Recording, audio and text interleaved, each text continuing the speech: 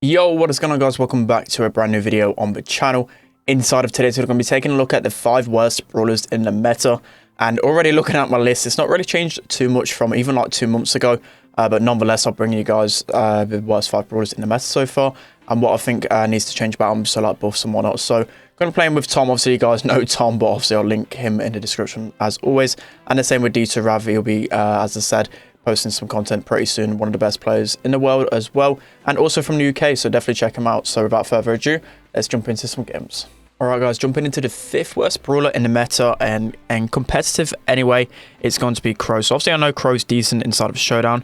Probably the early mode is going to be good in, so Crow's just never really been good in the meta, like in literally any meta since beta.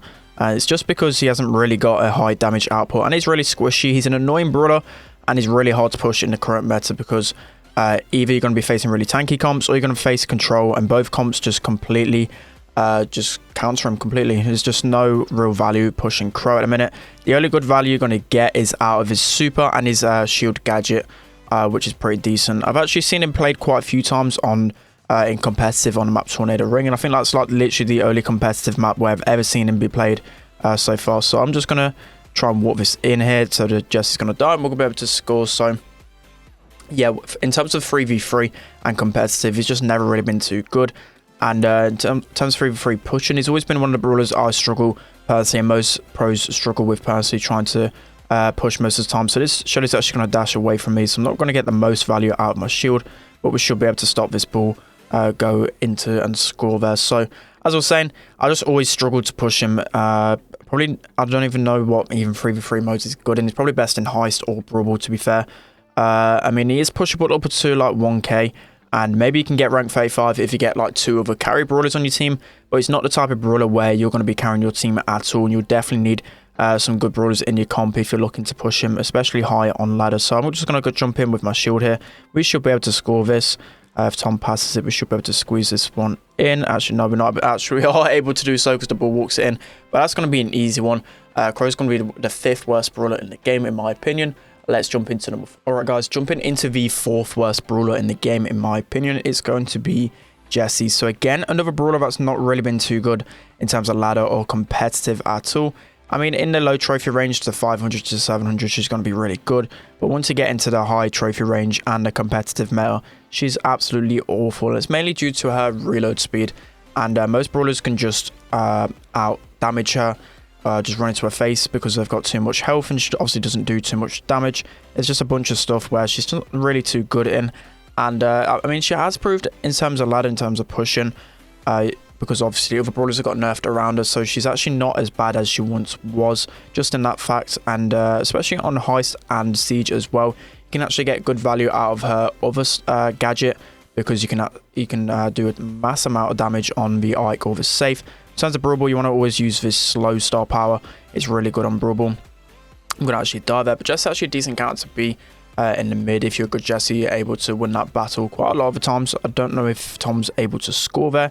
He might be able to. I don't think he's actually able to. So I'm going to place my turret behind this wall here. Just actually good counter to M's as well. But as I was saying, Jesse, again, just has always been in like my worst 5 brawler list. And a lot of people are obviously going to be a little bit confused because it's going to be good in their trophy range. But obviously this list is based off competitive, and the true value of who's good and who's bad is at the top of ladder or at the, in competitive standards. So I just don't see them really buffing Jessie. I've always really said this about her. It's really hard to buff a brawler when she's so good at that trophy range. One of the best brawlers at the lower trophy range, so it's going to be hard to kind of buff her. They just probably need to up her turret health or something like that, or her health. But that's going to be the 4th best, worst brawler, in the game. Let's hop into number 3. Okay, guys, jumping into the 3rd worst brawler in the game at the moment, it's going to be 8-Bit. So, I mean, I've kind of considered that you can push him on Showdown in this. So that's probably why he's not lower on the list.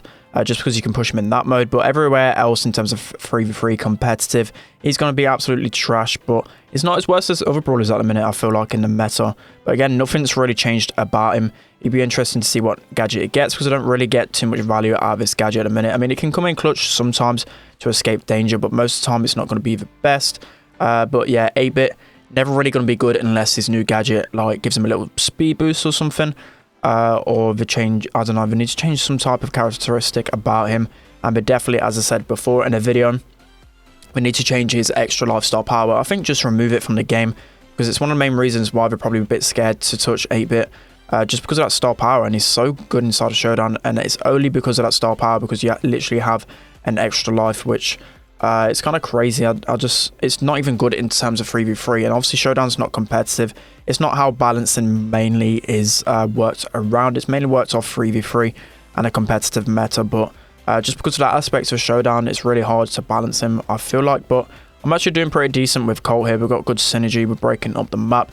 I mean, we should really get stomped over by this comp, but I think that Jackie's got the wrong star power, actually. That might be a reason why. I think D2 is probably just going to take a super to the face here to open up a bit of the map.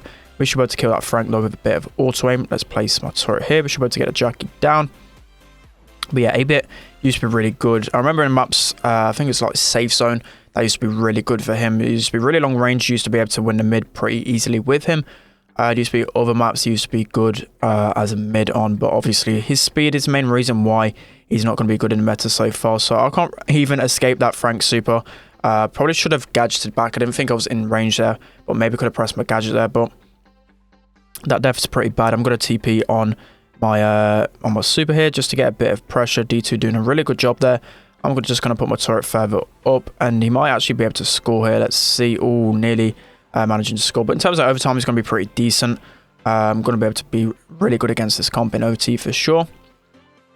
Yeah, as I was saying, I mean, it's pretty obvious how to buff 8-Bit. I feel like we definitely need to go down the speed category, because his other attributes are really good. Obviously, he absolutely shreds some brawlers. He's got the range. He's got a good amount of HP as well. And with the turret as well, you're going to have really good damage. So everything's good about him, just except for his speed. That's one of the main reasons why he just won't be meta at the moment. So I'm going to pass this up to D2. He should be able to finish this in. So that's going to be the third worst brawler in the game at the moment. Let's hop into the second worst. Okay, guys, jumping into the second worst brawler in the game at the moment, I've gone for Shelly. So Shelly's absolutely awful in the meta so far.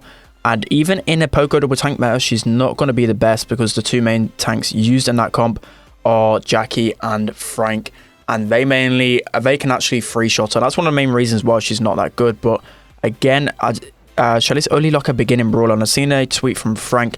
It was just saying, obviously, it don't really make too much sense to buff her, because, I mean, she's doing her job. She's supposed to be like a beginning brawler. It's the type of brawler people pick up the game and obviously play. Obviously, everyone used to be pretty good Shelly back when the game first started. So we're going to have to play another game. That was a comp that should really beat us. But yeah, let's jump into another game. All right, guys, running into another game with Shelly then. So yeah, as I was saying, we don't really have any plans to really buff her, because she's not really intended for the competitive meta. And a lot of times she has a really low pick rate, but she actually has a decent win rate from what I saw from Frank. But mainly that's probably because she's a really hard counter brawler. And only when you've got a feeling you're facing Poco double tank, is only going to be the time you want to bring out a Shelly. So, I mean, against this comp, we're actually doing a really good job. Looking like we could probably win this one straight off the bat. So, I mean, that's probably enough. I don't really want to play another game with Shelly, because she's so bad on ladder at the minute. So, yeah, that's going to be the second worst brawler in the meta right now in terms of control. Every single control comp will beat Shelly really easily. She struggles really hard, and even against tanks, she's not even the best because of her slow reload speed. She hasn't really got the most health at the moment, because, as I said, Frank and Jackie can just free shot her, and just not really that good in competitive at all. Literally no one uses her. So that's going to be the second worst brawler in the game at the moment. Let's hop into the worst. Okay, guys, so jumping into the worst brawler in the game in the current meta is going to be Dynamite. So no real surprises here. Competitive, he's absolutely awful.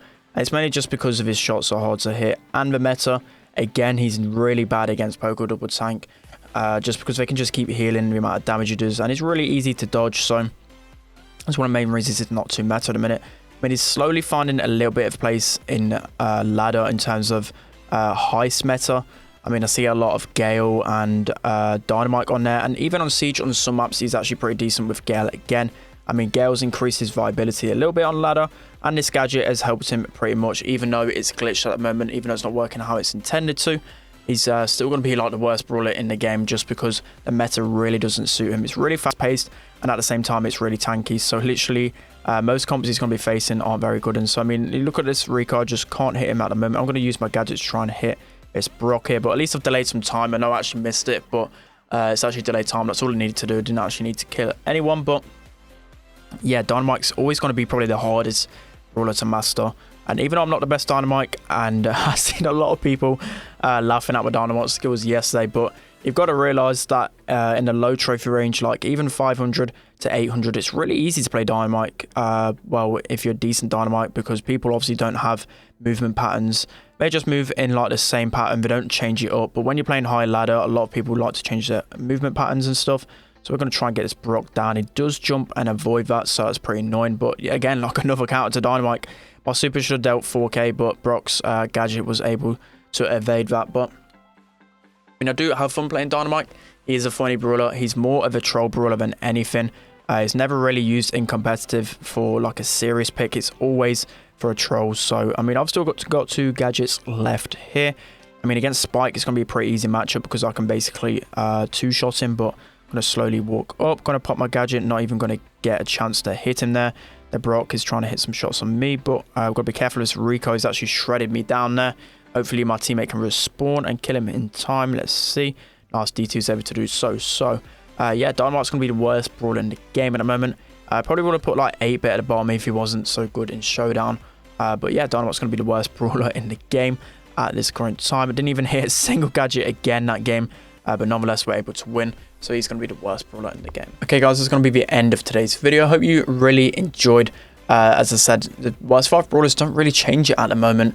There's not much that changes in this list, just because they're just not really getting buffed.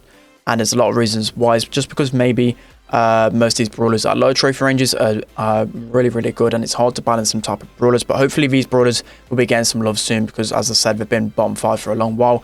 But as I said in the intro, check out Tom and D2, links in the description. Don't forget to like, comment, subscribe, guys, and I'll see you all next time.